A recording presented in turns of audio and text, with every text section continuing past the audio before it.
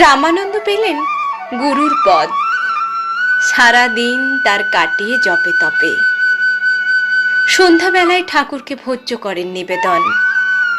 তারপরে ভাঙে তার উপবাস, যখন অন্তরে পান ঠাকুরের প্রসাদ। সেদিন মন্দিরে উৎসব। রাজা এলেন, রানী এলেন, এলেন পণ্ডিতেরা দূর দূর থেকে। এলেন নানা চিহ্নধারী, নানা সম্প্রদায়ের ভক্তদল। সন্ধ্যাবেলায় স্নান শেষ করে রামানন্দ নৈবেদ্য দিলেন ঠাকুরের পায়ে। প্রসাদ নামল না তাঁর অন্তরে, আহার হলো না সেদিন।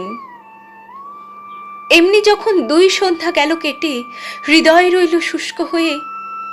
গুরু বললেন মাটিতে ঠেকিয়ে মাথা,